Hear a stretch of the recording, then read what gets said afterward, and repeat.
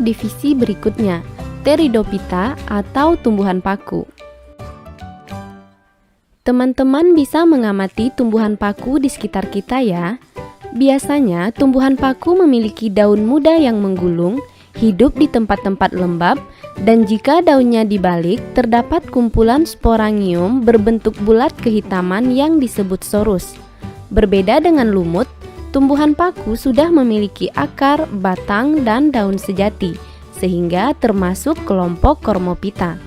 Pada proses metagenesisnya, fase sporofit lebih dominan daripada gametofit. Itulah ciri-ciri tumbuhan paku, dan berikut catatannya. Selanjutnya, kita lihat bagian-bagian tubuh paku. Sebagai tumbuhan berkormus, paku memiliki akar sejati berbentuk serabut, batang yang berada di dalam tanah atau rizom, dan daun. Daun mudanya tumbuh menggulung dan juga terdapat tangkai daun. Akar dan batang paku sudah memiliki pembuluh. Nah, teman-teman, berikut catatan struktur tubuh Pteridophyta. Daun Pteridophyta memiliki beragam jenis. Berdasarkan ukuran, ada daun mikrofil, ukurannya kecil seperti sisik, tidak bertangkai dan tidak bertulang daun. Dan daun makrofil, ukurannya besar, bertulang daun, serta selnya telah mengalami diferensiasi. Berdasarkan fungsinya, ada daun tropofil atau daun steril untuk fotosintesis dan daun sporofil atau daun fertil untuk menghasilkan spora. Spora tersusun dalam sporangium.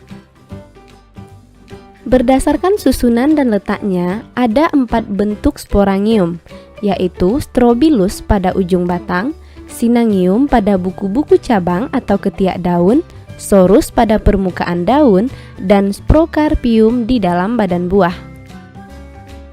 Berikutnya kita lihat klasifikasi tumbuhan paku.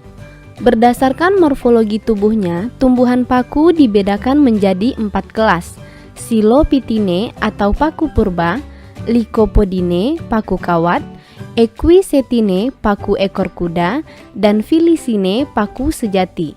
Mari kita bahas satu persatu. Silophytinae atau paku purba.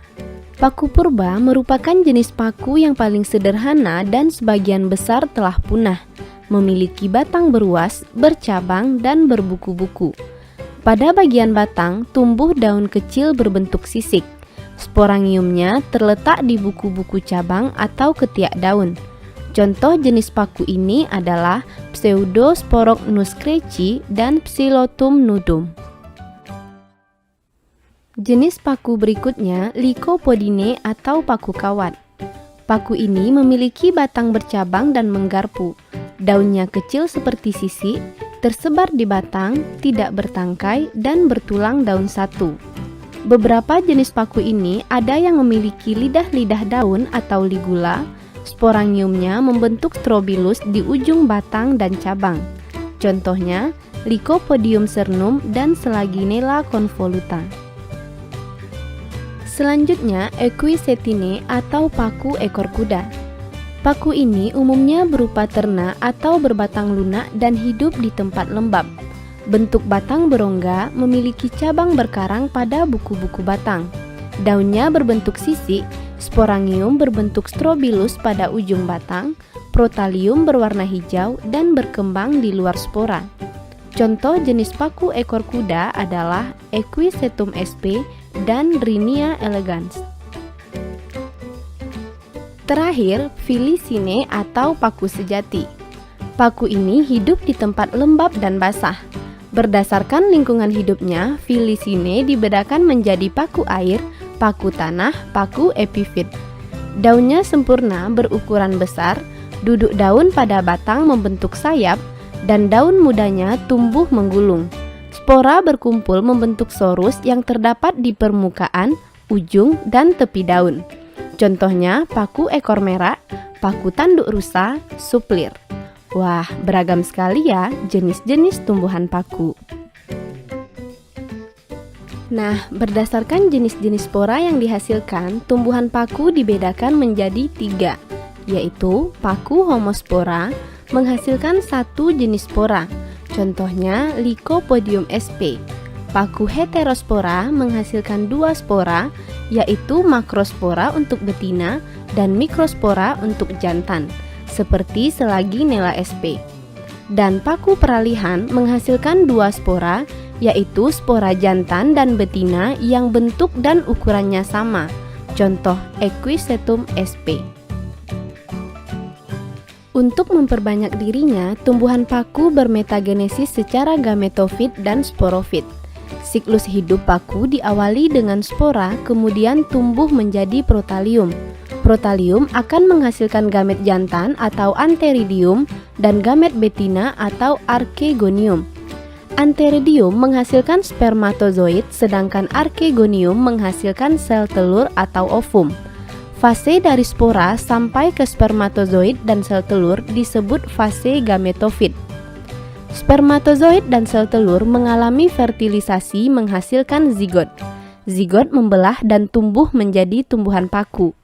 Tumbuhan paku membentuk sporangium.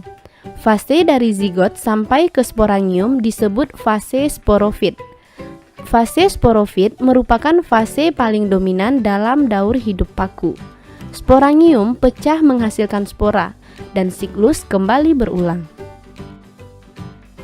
Oke teman-teman, berikut ini skema proses reproduksi paku secara generatif dan vegetatif. Selain menggunakan spora, paku juga bereproduksi secara vegetatif melalui umbi batang, tunas pada tepi daun, tunas pada ujung daun, tunas akar, dan fragmentasi. Dalam kehidupan kita, paku dimanfaatkan dalam berbagai bentuk dan olahan, di antaranya sebagai bahan sayuran, tanaman hias, bahan penggosok atau amplas, juga menjadi bahan obat-obatan untuk mengatasi luka, diuretik, diare, dan penyakit kulit. Karena paku sudah ada sejak zaman purba, maka paku telah menjadi bahan fosil di bumi kita. Nah, itulah karakteristik dan manfaat paku sebagai bagian dari plantae. Semoga teman-teman bisa paham ya.